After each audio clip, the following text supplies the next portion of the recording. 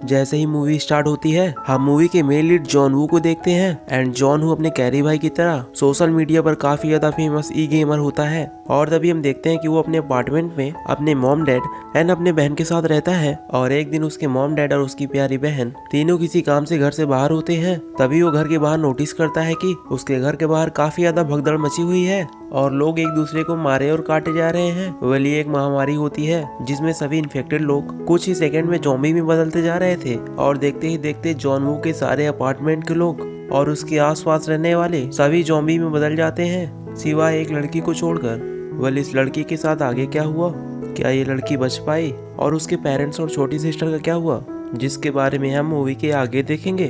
KNC drama zone Hindi is presenting alive 2020। ये movie 2020 में release हुआ था और इस मूवी का नाम है अलाइव और ये एक थ्रिलर मूवी है एंड मूवी की IMDb रेटिंग है 6.3 out of 10 which one is pretty good.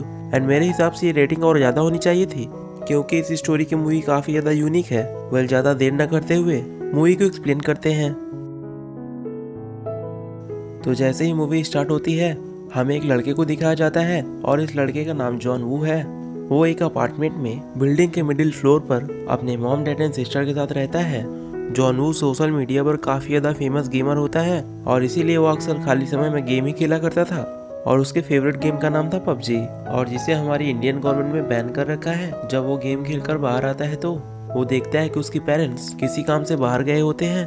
तभी उसे एक मैसेज आता है और ये मैसेज देकर वो शॉक्ड हो जाता है, भला ये क्या बला है। उसे कुछ भी समझ में नहीं आता। तभी वो अपनी बालकनी से बाहर झांक के देखता है तो वहाँ पे काफी ज्यादा भगदड़ मची हुई थी और उन सबको देखकर ऐसा लग रहा था कि वो सभी किसी चीज को देखकर भाग रहे हैं। तभी हमें दिखाया जाता है कि जिसे जोनू को अपने बालकनी से देख रहा होता है वो एक दूसरे को बाइट करना चालू कर देते हैं। और ये सब देखने के बाद जॉन काफी ज्यादा डर जाता है। उसे समझ ही नहीं आ रहा होता कि आखिर ये हो क्या रहा है। और तभी जॉन के डोर पे कोई नॉक करता है। जब ये दरवाजे पे देखने जाता है तो तभी उसका पड़ोसी अचानक उसके घर में घुस जाता है। जोनू के मना करने के बाद वो एक भी नहीं सुनता और वो उसे अपने घर से निकालने की कोशिश करता है लेकिन वो उसके घर से बाहर जाना ही नहीं चाहता था। तभी वो जॉन वू से बोलता है कि मुझे तुम्हारा वॉशरूम यूज करना है और उसके बाद मैं खुद ब खुद चला जाऊंगा।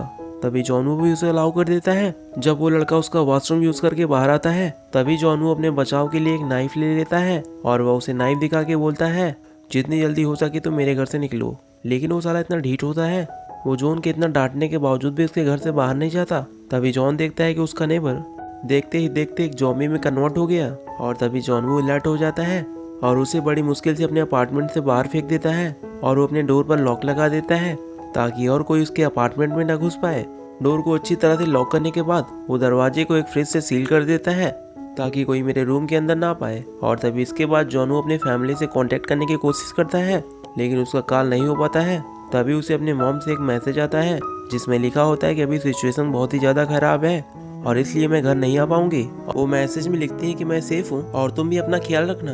और वो बोलती हैं कि अगर कोई भी दरवाजा खोलने की कोशिश करता है तो दरवाजा मत खोलना और हम लोग इस सिचुएशन में घर बिल्कुल भी नहीं आ सकते, लेकिन तुम परेशान मत होना और जो कुछ भी टीवी में बताया जा रहा हो उसको जरूर से फॉलो करना और तुम्हें सरवाइव करना ही होगा। और तभी हम देखते हैं कि टीवी में बताया जा रहा होता है कि खाना और पानी कम से कम 7 दिन का ही स्टोर करना होगा। और तभी जॉन अपने खाने का सामान टेबल पे रखता है जो कि काफी कम होता है, जो 60 दिन तक नहीं चलने वाला था। और तभी जॉन सो जाता है और जब वो अगले दिन सोकर उठता है तो और टीवी पर देखता है कि टीवी पर बताया जा रहा होता है कि ये बहुत खतरनाक वायरस है। और तभी वो एक पेपर उठाता है और उस पेपर पे अपना नाम एंड एड्रेस मेंशन कर देता है और अपना करंट लोकेशन भी लिख देता है और फिर इसकी फोटो लेकर उसे सोशल मीडिया पे पोस्ट कर देता है इस उम्मीद में कि शायद इसे कोई देखे और मेरी हेल्प करे। और जिसके बाद वो अपने ड्रोन में मोबाइल लगा के देखता है तो बाहर बिल्डिंग के चारों तरफ कई सारे ज़ॉम्बीज हैं। और इसके बाद वो गेम खेलने चला जाता है लेकिन तभी नेटवर्क डिस्कनेक्ट हो जाता है और इसीलिए वो सो जाता है। जब रात में वह सो रहा होता है तभी उसे एक लेडीज पुलिस की आवाज सुनाई देती है और जैसे ही जॉन वू नीचे देखता है वो पुलिस ऑफिसर ज़ॉम्बीज को गोली मार रही थी। लेकिन तभी वहाँ पे कई सारे ज़ॉम्बीज आ जाते हैं और उस लेडीज पुलिस ऑफिसर को भी पकड़ के काट लेते हैं जिससे कि वो भी ज़ॉम्बी बन जाती है। जॉन वू तो बेचारा हेल्प करना चाहता है लेकिन वो बेचारा कुछ कर नहीं पाता क्योंकि ये सारे ज़ॉम्बी बहुत ढीठ होते हैं, ये किसी की भी नहीं सुनते।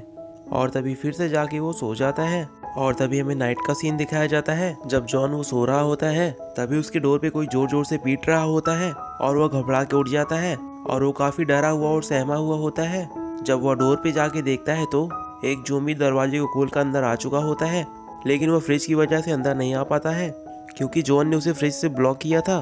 वो लगातार फ्रिज को ढकेल कर अंदर आने की कोशिश करता है, लेकिन जॉन आगे से आकर फ्रिज को ढकेल देता है जिससे वो अंदर नहीं आ पाता। लेकिन वो साला ज़ॉम्बी इतना खतरनाक था कि वो दरवाजे को ठेल ठाल के घुस ही जाता है। और तभी जॉन के दिमाग में एक आइडिया आता है और तभी वो अपने बालकनी में जाकर बालकनी से लटक जाता है। और तभी जॉन का पीछा करता हुआ वो कम दिमाग वाला ज़ॉम्बी उसका पीछा करता है क्योंकि इस ज़ॉम्बी के अंदर दिमाग नहीं होता है, इसीलिए वो छत से गिर के मारा जाता है। भाई वो पबजी गेमर है। और ये सब के चक्कर में जॉनू का काफी ज्यादा खाना वेस्ट हो जाता है क्योंकि वो ज़ॉम्बी ने उसके फ्रिज को गिरा दिया था और उसका पूरा फ्रिज में स्टोर खाना खराब हो जाता है। और तभी जॉनू अपने सोशल मीडिया पे लाइव आता है और वो लाइव आके बोलता है कि मुझे नहीं पता कि मैं इसके आगे कैसे सरवाइव कर पाऊंगा, इतनी खराब सिचुएशन में मैं जिंदा रह भी पाऊंगा। और इसके बाद वो ऑफलाइन हो जाता है। और तभी में 7वें दिन का सीन दिखाया जाता है जहाँ पर वो अपने फादर के अल्कोहल निकाल कर पी रहा होता है और टीवी देख रहा होता है और वो खाना खाता है, लेकिन अब उसके बाद पीने का पानी नहीं होता है। और तभी वो काफी ज्यादा परेशान हो जाता है क्योंकि अब उसके पास ना तो खाना था और ना ही पानी। लेकिन ये अपना वीडियो बनाना नहीं बंद करता है। भूख और प्यास की वजह से वो काफी ज्यादा कमजोर होता जा रहा था और उसके अंदर जीने की चाह भी धीरे धीरे खत्म होती जा रही थी। और तभी जॉनू को धीरे धीरे हेलुसिनेशन होने लगता है, जैसे कि उसकी मॉम डैड और उसकी बहन घर के अंदर आ चुके हैं और सब कुछ ठीक हो चुका है। और उसे हेलुसिनेशन में लग रहा होता है कि सब कुछ नॉर्मल हो चुका है, लेकिन वो वास्तव में ऐसा नहीं होता है। अब उसकी हालत धीरे धीरे बहुत ही ज्यादा खराब हो जाती है। तभी हम देखते हैं कि उसकी मॉम ने उसके फोन पर एक वॉइस मैसेज भेजा है। उसमें उसकी मॉम बोल रही होती है कि हम लोग सेफ हैं और हम लोग तुम्हारे डैड के ऑफिस में छुपे हुए हैं। तभी जॉन वो अपने मॉम डैड के मैसेज देखकर उनसे बात करने की कोशिश करता है और वह उन्हें कॉल लगाता है। क्योंकि नेटवर्क नहीं आ रहा होता है, इसीलिए वो अपने बालकनी में जाके लटक जाता है। काफी परेशान होने के बाद उसका नेटवर्क आ जाता है। जैसे ही वो अपने पेरेंट्स से कनेक्ट कर पाता है तभी वो सुनता है कि ज़ॉम्बीज़ उसके मॉम डैड पर अटैक कर देते हैं और उन्हें बहुत बुरी तरीके से मार देते हैं। क्योंकि कॉल लाइव था और इसलिए जॉन हुक सब कुछ सुन पा रहा होता है। वो सुनता है कि उसकी मॉम डैड किस तरीके से मर रही हैं। वो चीख रही होती हैं, चिल्ला रही होती हैं, लेकिन उनकी मदद करने वाला कोई नहीं होता है। अपने परिवार की ऐसी हालत देखकर जॉन हुक बिल्कुल टूट जाता है। वह गुस्से में एकदम पागल हो जाता है और तभी एक गोल्ड फिश स्टिक लेकर अपने रूम से बाहर निकलता है, वो भी ज़ॉम्बीज़ को मारने के लिए। लेकिन वह बाहर जाने के बाद ज़ॉम्बीज़ का कुछ बिगाड़ नहीं पाता क्योंकि उसके सामने कई सारे ज़ॉम्बीज़ होते हैं। तभी वो सारे ज़ॉम्बीज़ उसके पीछे पड़ जाते हैं, लेकिन तभी कई सारे ज़ॉम्बीज़ जॉनू के पीछे पड़ जाते हैं और उनसे भागते हुए किसी तरह से बचते बचाते जॉनू दोबारा से अपने अपार्टमेंट के अंदर आ जाता है। और इसमें उसके पसीने छूट जाते हैं क्योंकि कई सारे ज़ॉम्बीज़ अभी बाहर घूम रहे थे। और तभी जॉनू पूरी तरह से हार मान चुका होता है क्योंकि उसकी फैमिली बहुत बुरी तरीके से ख़त्म हो गई थी और इसीलिए अब वो भी नहीं जीना चाहता था क्योंकि वो अपने मॉम डैड एंड सिस्टर से बहुत प्यार करता था और इसीलिए अब वो भी नहीं जीना चाहता था। वो पूरी तरीके से टूट गया था। वो अपने सोशल मीडिया पे अपनी लास्ट वीडियो पोस्ट करता है जिसमें वो अपने फॉलोअर्स को गुड बाय बोलता है और सुसाइड करने का फैसला लेता है। जोनू बेचारा जैसे ही अपने आप को हैंग करता है और वो उसमें तड़प रहा होता है, वो बेचारा मरने ही वाला होता है।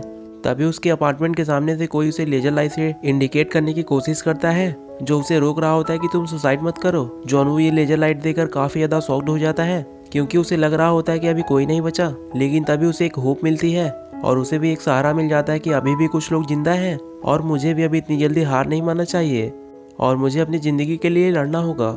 और तभी जॉन जिस रस्सी के सहारे से लटका होता है वह उसे तोड़कर नीचे आने की कोशिश करता है और तभी वह उसमें कामयाब हो जाता है और वह नीचे जाके गिरता है और इस तरह से वह दोबारा बच जाता है। तभी हम देखते हैं कि जिस पर्सन ने उसके फेस पे लेजर लाइट मारा था वो उसी की एक पड़ोसी होती है और यह एक लड़की होती है और इसका नाम किम यो है जो जॉनू के जस्ट सामने वाले अपार्टमेंट में रहती है। और तभी हम देखते हैं कि दोनों की फ्रेंडशिप हो जाती है और वह एक दूसरे को इंडिकेट करके बात करने की कोशिश करते हैं क्योंकि दोनों के अपार्टमेंट के बीच काफी ज्यादा डिस्टेंस होता है और इसी वजह से वो केवल साइन लैंग्वेज का यूज कर सकते थे और एक दूसरे से बात करके एक दूसरे को पॉजिटिव फील कराने की कोशिश करते हैं जिससे कि कम से कम जीने का होप तो बना रहे क्योंकि कोई भी इंसान अकेला नहीं रह सकता। और तभी एक दिन किम यो देखती है कि जॉनू की हालत धीरे धीरे काफी ज्यादा खराब हो गई है क्योंकि जॉनू का खाना पूरी तरह से समाप्त हो जाता है और उसके पास अब एक भी बूंद पानी भी नहीं होता है।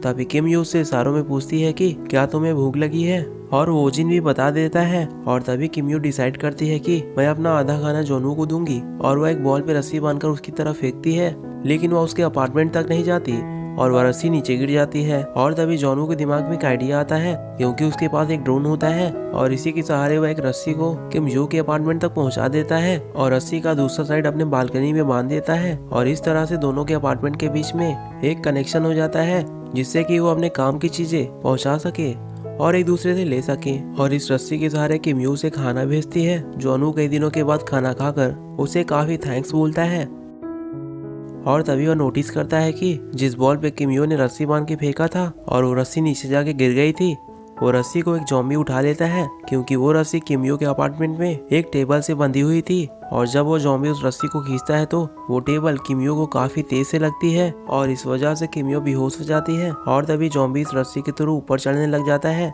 वेल, इसके आगे क्या हुआ, क्या किम यो बच पाई या वो भी ज़ॉम्बी का शिकार हो गई, जिसे मैंने पार्ट 2 में एक्सप्लेन कर रखा है। एंड पार्ट 2 का लिंक मैंने डिस्क्रिप्शन में दे रखा है दोस्तों, जिसे प्लीज जाके आप लोग देख लीजिएगा। एंड आपसे मैं रिक्वेस्ट करना चाहूंगा कि अगर आपको यहाँ तक का एक्सप्लेनेशन अच्छा लगा हो तो प्लीज वीडियो को लाइक भी कर देना। तो मिलते हैं नेक्स्ट वीडियो में एक नई स्टोरी के साथ। तब तक के लिए थैंक यू सो मच दोस्तों। See you soon in next video.